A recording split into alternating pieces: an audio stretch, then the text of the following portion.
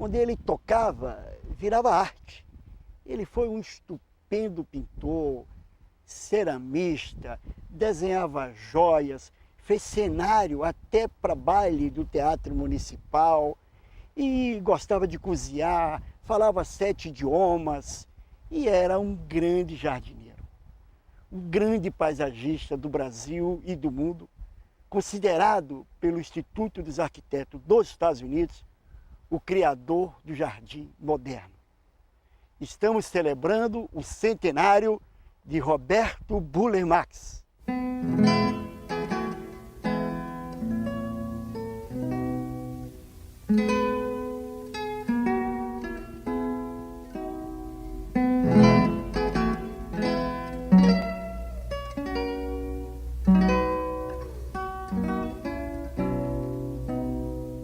Vera Beatriz Siqueira é professora da História da Arte e autora de um belíssimo livro, Burle Marx. Tudo bem? Tudo bom? Tudo certinho? Tudo. Nós estamos aqui nos jardins do Museu de Arte Moderna, um dos projetos paisagísticos do nosso mestre, não é isso? Uhum. Me diz uma coisa, fala um pouco pra gente, quem foi Burle Marx? Burle Marx é o quarto filho, né, de 6 irmãos, na verdade, filhos do Wilhelm Marx e a Cecília Burle, né? O pai, o Marx, era um alemão que veio para o Recife no final do século XIX, conheceu a Cecília Burle, que era de uma família de ascendência francesa, mas que morava no Recife. Depois se mudaram para São Paulo e vieram se fixar no Rio de Janeiro já em 1913, se não me engano. E em 1909, ainda em São Paulo, o Burle Marx nasceu, né, dentro dessa família de ascendência europeia, né? Depois eles vieram para o Leme. E desde então, quer dizer, ele viveu muito cercado pela arte, né? A mãe dele era pianista, a mãe dele também cuidava de jardim, né? Ele tinha desde pequenininho um canteiro no jardim que ele tomava conta, o pai assinava revistas de jardinagem. E no final dos anos 20, 28, se não me engano, ele teve um problema de visão e teve que se tratar na Europa. E conheceu o Jardim Botânico de Berlim, né, para onde eles foram, onde ele viu uma estufa, uma grande estufa de plantas brasileiras, e ele ficou muito impressionado com aquilo, porque o jardim para ele era cuidar de um canteiro de rosas, né, uma coisa assim. E aí isso acho que marca o início da formação dele, ou do interesse dele, né, pelo paisagismo que veio a ser tão relevante, né?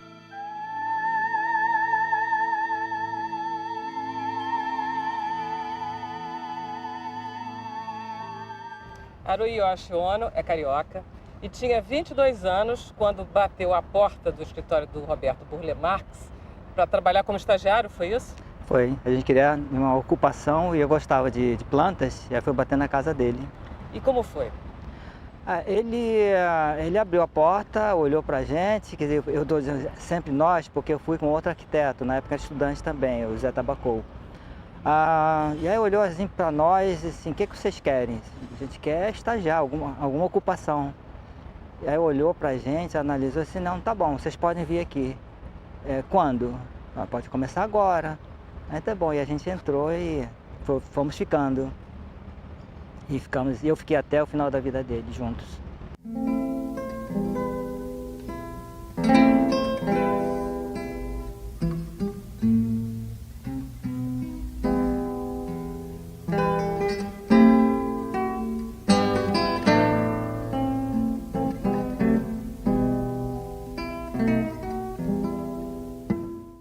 Você que escolheu esse lugar aqui para a gente dar entrevista, por quê? Eu escolhi porque essa área aqui é a área mais bem tratada aqui do Parque do Flamengo. E tem também muitas flores, muitas folhas coloridas. E tem um cenário assim, lindíssimo, que é nosso Pão de Açúcar.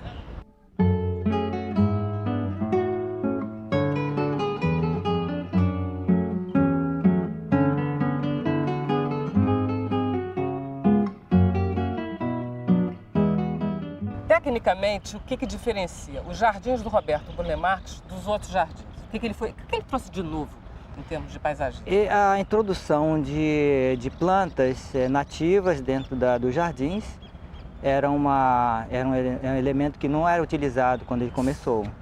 Antes dele, na verdade, não existia paisagismo, tanto que ele mesmo não é formado como paisagista. A formação dele é na Escola de Belas Artes, né? Existiam projetos do século XVIII, do Mestre Valentim, do século XIX, do Glasiou, por exemplo, que eram projetos paisagísticos, mas não eram entendidos dessa maneira, né? Como uma ciência específica, né? O paisagismo. E ele realmente, eu acho que ele foi um marco na criação do paisagismo brasileiro, né? E ele deixou uma série de seguidores. O Glasiou, que é um conhecido paisagista do século passado, teve alguma influência nas coisas do Roberto? Muita, muita. Que tipo de influência? Inclusive na utilização pela vegetação. Apesar de ele utilizar muitas árvores não nativas, o Glasiou, ele sabia escolher essa vegetação que fosse já ambientado pelas características ao nosso clima, ao nosso ambiente. E utilizava muita vegetação autóctone também. Então isso influenciou a maneira de compor também na trajetória do Roberto. Quando ele veio para o Rio, o Burle Marx, coincidiu que a cidade também estava brigando grandes arquitetos, e enfim, ele conheceu esse... Fala um pouco desse ambiente do Rio nesse tempo. Quer dizer, o primeiro arquiteto que ele conhece é o Lúcio Costa, que era vizinho dele no Leme, né? Assim, ele acaba conhecendo, e o Lúcio Costa viu que ele cuidava de um canteiro e acabou pedindo para ele fazer alguns projetos de jardim em residências que ele estava construindo, né? Esses dois projetos que ele fez nessa época, nos anos 30 ainda, já desapareceram, não existem mais.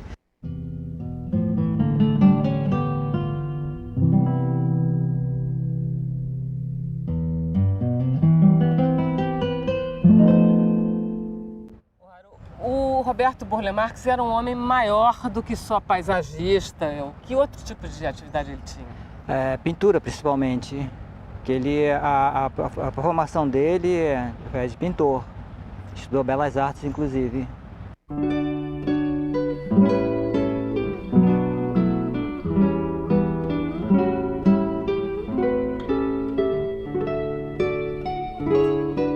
Estamos com Oscar Niemeyer. Oscar Niemeyer é Oscar Niemeyer. Tudo bem, mestre? Tudo em paz. Tudo bem. Mestre, fala um pouco sobre a obra de Burle Marx. Burle Marx, para mim, ele foi um grande paisagista, né? E com essa tarefa tivemos muito contato, né? Temos projetos que nós fazíamos, convocávamos o Burle para fazer os jardins. Mas foi um colaborador muito bom, né, nesse sentido. Ele era pintor também.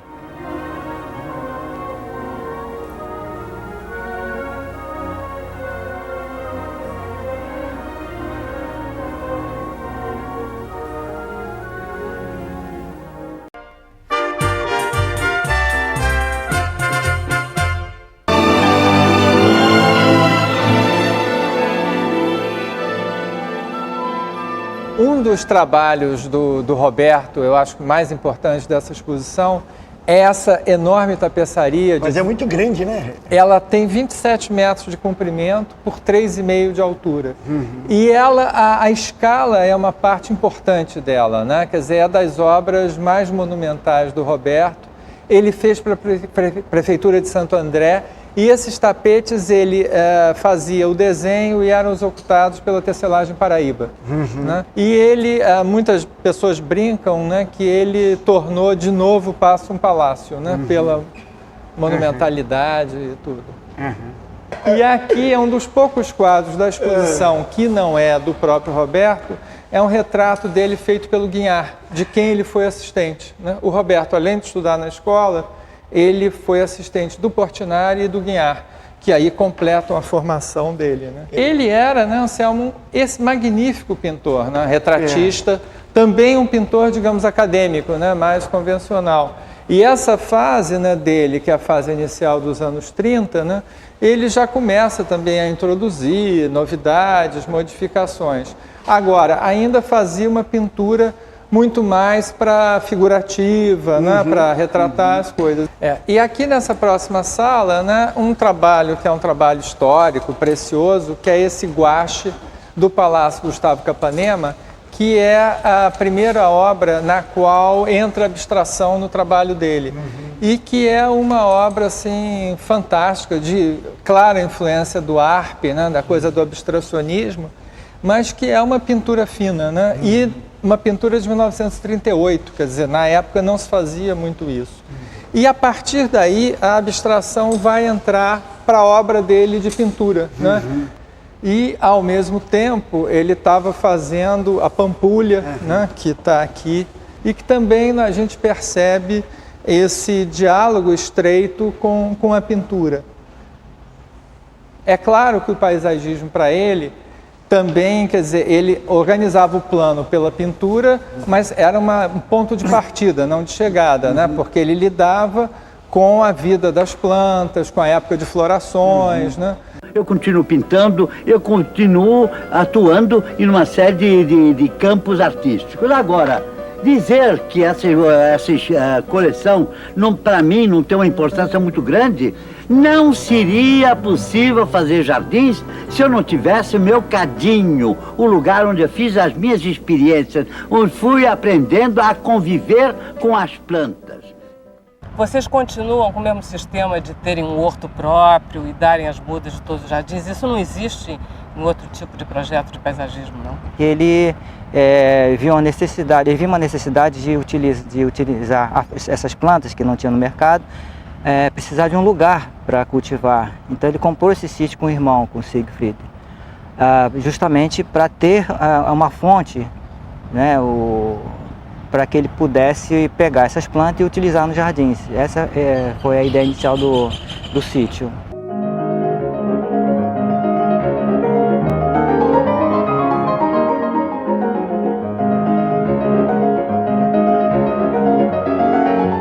Dos jardins que ele fez, tem algum que o senhor gosta mais? Não, tem tantos que é difícil escolher, né? O Ateu está bonito, né? O Ministério da Educação, que era imitado, mas ele fez o jardim também. Não, ele era um colaborador muito bom, muito competente. Quais outros projetos ele gostava particularmente, além do Ateu? Aqui no Rio de Janeiro ele gostava muito daqueles projetos no centro da cidade, que é o da Lago da Carioca e o entorno, né? A Petrobras, BNDES, a Catedral mesmo, inacabada, o Convento de Santo Antônio. Então aquela área ele gostava muito. Lógico, Copacabana também, aquele painel grande, Copacabana, ele tinha um orgulho daquilo. Ele tem jardins muito diferentes, né? Assim, por exemplo, é esse aqui, o Jardim do Man e todo o aterro do Flamengo, né? Que é um projeto monumental, de uma escala grandiosa, enfim, e que tem funções recreativas, enfim, todo é diferente, né? Assim, eu particularmente gosto dos jardins privados dele, eu acho que são lugares muito preciosos, né? Tem esse projeto que foi premiado, né, lá em Correias, né, que era a residência da Odete Monteiro, que foi um projeto premiado na Bienal de São Paulo, e que é um lugar lindo, realmente um jardim muito encantador, lindo, e ele trabalha muito com diferentes tipos de plantas e cores, e cheiros e tamanhos, assim, então aquilo é muito precioso, eu acho muito bonito. Luiz César Fernandes, o empresário, o amigo de velhos carnavais, feliz proprietário desse lugar, desse paraíso, que é a antiga residência Odete Monteiro, hoje Fazenda Marambaia, um dos primeiros projetos paisagísticos do mestre Buller Marx. Tudo bem? Tudo bem. Tudo certinho? Tudo em ordem. Fale um pouco desse projeto de Buller Marx. Esse projeto começa quase na juventude de Buller Marx, ele estava recém-formado, e ele propõe ao proprietário fazer um jardim. E o proprietário acredita nele e dá autonomia para que ele faça então um jardim. Então em 1942 ele tem um trabalho de locar a casa com insolação, com tudo, e depois inicia o jardim com todas as dificuldades da época. Ele trabalhava com carrocinha, com burro e tal. Chegou a ter 200 carrocinhas com burro para modelar esse jardim que vocês veem aqui hoje. Luiz, esse projeto foi um projeto premiado, um projeto que, enfim, o Buller Marx gostava muito desse projeto. Como é que foi trazer ele já velhinho aqui, ele andar e rever isso? Qual era a sensação dele? Não, primeiro ele foi premiado, ele teve mais de 18 prêmios. Ele foi premiado na Alemanha, foi premiado no MoMA, na Bienal de São Paulo.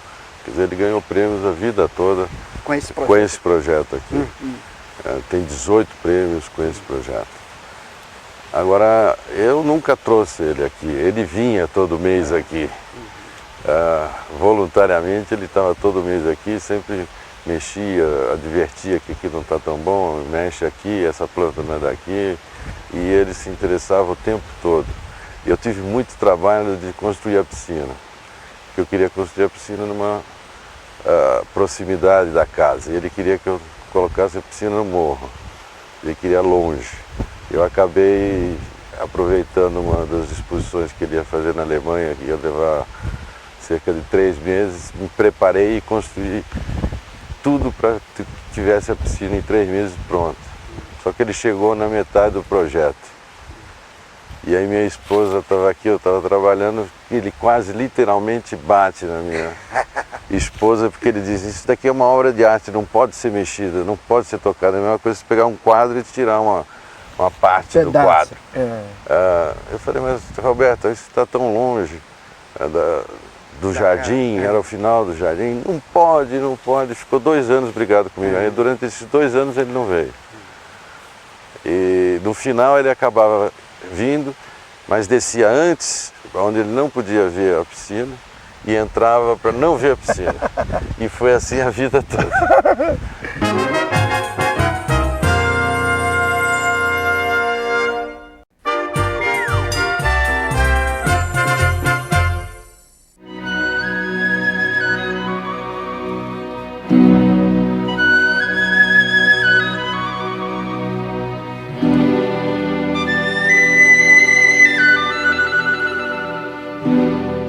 Estamos no sítio Buller Marx, é um paraíso verde encravado em pleno Rio de Janeiro.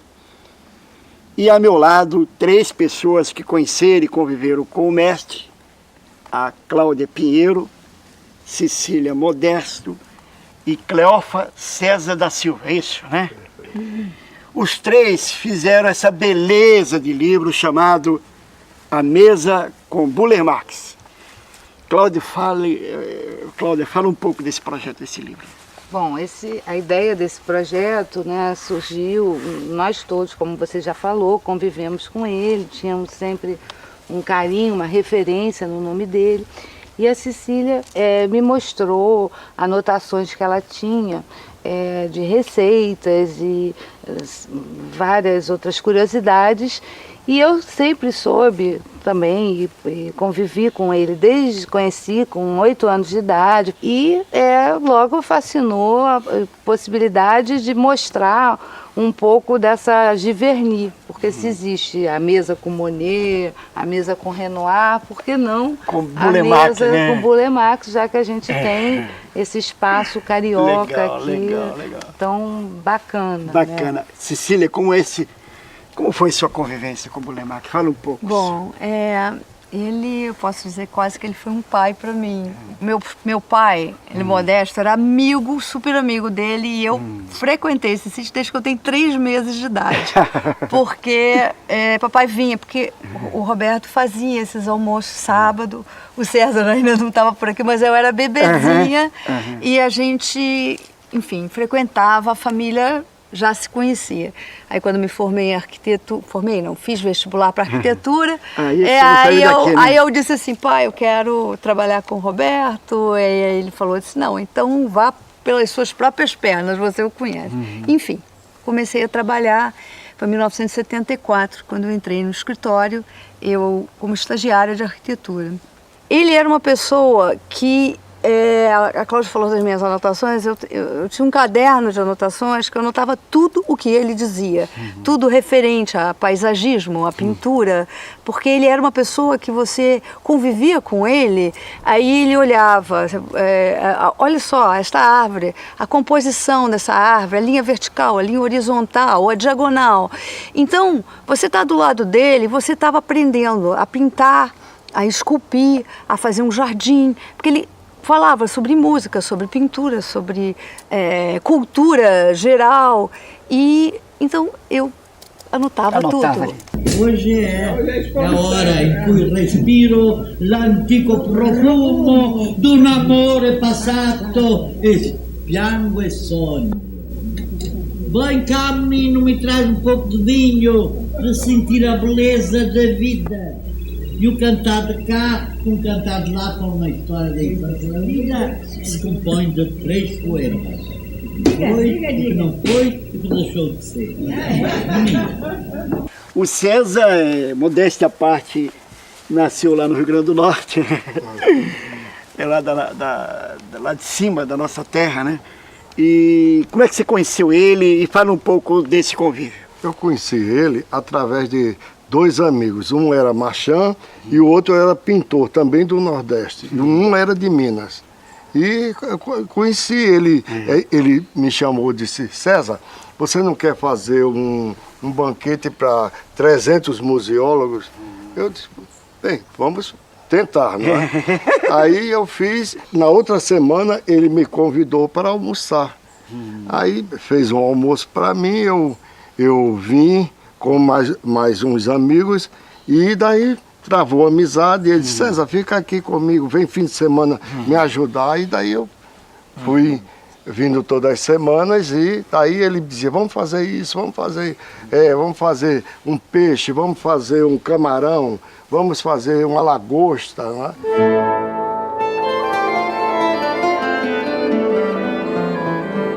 Ele era uma pessoa exigente, né? Muito exigente na cozinha, tinha que sair perfeito.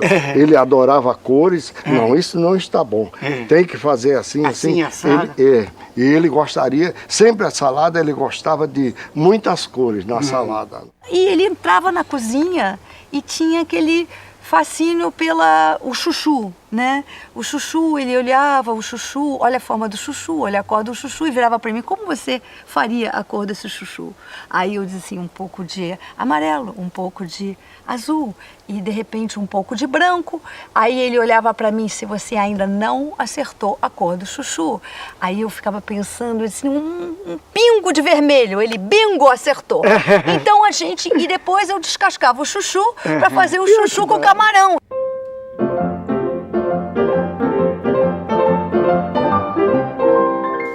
Cecília, fala um pouco da governanta dele, que foi uma pessoa tão presente na vida dele. Sim, Dona Ana... Como é que ele chamava ela? Babá. Babá. Babá? Era uma pessoa que realmente influenciou, acho que quase tanto quanto a mãe dele, né?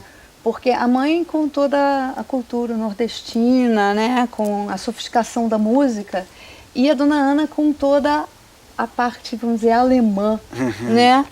De cardápio, né? E de postura mesmo, né? A dona era alemã? Ela não, era polonesa. Mas a comida é meio parecida, né? Legal. Enfim, eu falei alemã porque ela fazia, uma das lembranças que eu tenho, ainda criança, ela abrindo a massa de apple strudel numa mesa aqui do lado de fora, ao lado ali, da igreja, uma mesa que ela abria a massa do apple strudel, arrumava as maçãs, porque toda essa culinária do Roberto, todos nós, as pessoas que estavam no almoço participavam. Parece que ele era um ótimo cozinheiro, cantava. Cantava. Ele cantava bem mesmo, Haru? Ele cantava bem, era um bom barítono. E ele gostava de ouvir música também. E o aprendizado dele, que a mãe era uma boa pianista, e ele aprendeu a cantar também. E quase sempre no final do almoço, ou antes, ele cantava para os amigos. Ele sempre gostava de fazer um pouco de música popular e clássica. Óperas. Né? Óperas. E depois ele saía da varanda, vinha para o piano com Ana Canda Gomide e fazia um pouco de ópera.